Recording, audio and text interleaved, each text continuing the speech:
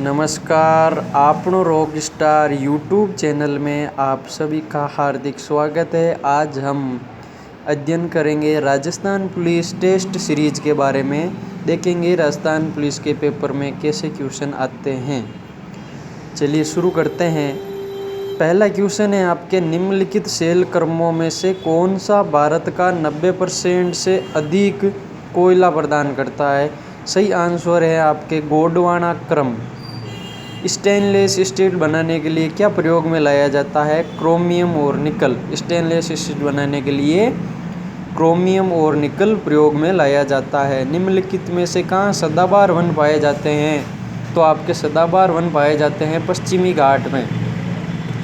भारत में स्थापित पहला राष्ट्रीय उद्यान। भारत में स्थापित पहला राष्ट्रीय उद्यान है जिम कॉर्बेट राष्ट्रीय उद्यान। राष्ट्रपति की सिफारिश के बगैर कोई विधेयक जो कर लगाता है विधायिका में नहीं रखा जा सकता है। ये प्रावधान भारत के संविधान के किस अनुच्छेद के अंतर्गत आता है। तो ये प्रावधान आपके अनुच्छेद 117 के अंतर्गत आता है।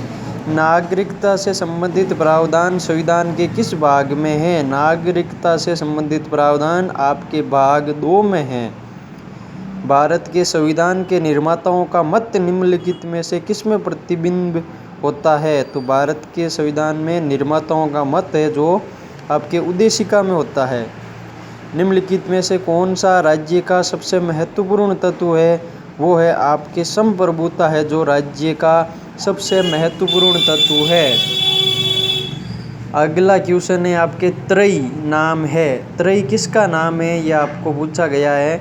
तो त्रयी नाम है आपके 3 वेदों का जो नाम है उनको त्रयी के नाम से जाना जाता है। भक्ति आंदोलन का प्रारंभ किया गया था आलवार संतों द्वारा। भक्ति आंदोलन का प्रारंभ आलवार संतों द्वारा किया गया था। लॉर्ड कॉर्नवालिस का स्थायी बंदोबस्त लागू किया गया था। वो आपके 1793 ईस्वी में किया गया था। लॉर्ड कॉर्नवालिस का स्थायी बंदोबस्त 1793 ईस्वी में किया गया। 1857 की क्रांति का प्रमुख जो कारण था वो था आपके ब्रिटिश साम्राज्य की नीति। प्रमुख कारण 1857 की क्रांति का ब्रिटिश साम्राज्य की नीति। वॉशिंग मशीन का कार्य सिद्धांत। वॉशिंग मशीन किस सिद्धांत पे कार्य करती है। वो आपके अपकेंद्रण के सिद्धांत पे वॉशिंग मशीन कार्य करती है। आणविक संरचना के बारे में निम्नलिखित में से कौन सा कथन सही है। तो आपके जो सही कथन है वो है आणविक संरचना के हिसाब से प्रोटॉन तथा न्यूट्रॉन न्यूक्लियस में होते हैं तथा इलेक्ट्रॉन न्यूक्लियस के इर्द गिर्द चक्कर लगाते हैं।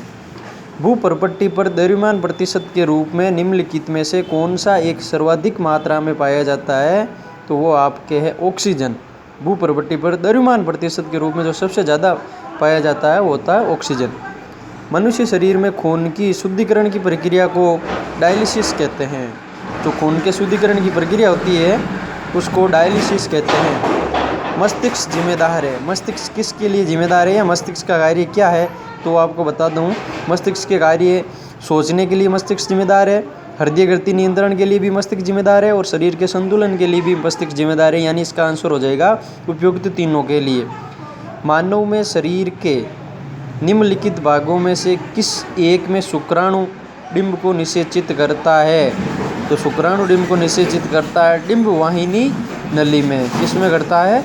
डिंब वाहिनी नली में।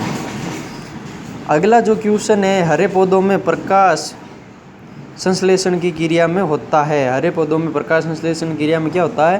कार्बन डाइऑक्साइड लेना व ऑक्सीजन छोड़ना। यानी जब प्रकाश संश्लेषण की प्रक्रिया होती है हरे पौधों में तो कार्बन डाइऑक्साइड ली जाती है, ऑक्सीजन छोड़ी जाती है। अगला क्वेश्चन है जब किसी वृक्ष की छाल वृक्ष के आधार के पास से गोलाकार चारों तरफ से हटा दी जाती है तो ये वृक्ष धीरे धीरे सूख कर मर जाता है क्योंकि जड़ें ऊर्जा से वंचित रह जाती है। यानी अगला क्वेश्चन है टमाटर के बीज रहित फल का उत्पादन संभव है। बीज रहित फल का उत्पादन जो आपके पुष्पों पर हार्मोन छिड़कने से, पुष्पों पर यदि हार्मोन छिड़क दिया जाए तो बीज रहित फल का उत्पादन कर सकते हैं। निम्नलिखित बात में विचार करना है। बोगनविलिया, कॉर्नेशन, कोको और अंगूर। कौन से पादप स्तंभ कर्तन द्वारा प्रवर्धित किए जाते हैं? कौन कौन से पादप है जो स्तंभ कर्तन द्वारा प्रवर्धित किए जाते हैं? तो यानी कि सभी पादप है वो स्तंभ कर्तन द्वारा प्रवर्धित किए जाते हैं, चारों ही। ऊर्जा के वैकल्पिक स्रोत के संदर्भ में एक व्यवहार्य जैव ईंधन एथेनॉल इनमें से किससे प्राप्त किया जा सकता है? गन्ना से। व्यवहारिक जैव ईंधन जो एथेनॉल होता है वो आप गन्ने से प्राप्त कर सकते हो। जीवाणु भोजी यानी कि बैक्टीरियोफेज है आपके जीवाणु को संक्रमित करने वाला विषाणु। जीवाणु को संक्रमित करने वाला विषाणु उसको कहते हैं जीवाणु भोजी। मछली कहाँ से श्वास लेती है? मछली श्वास लेती है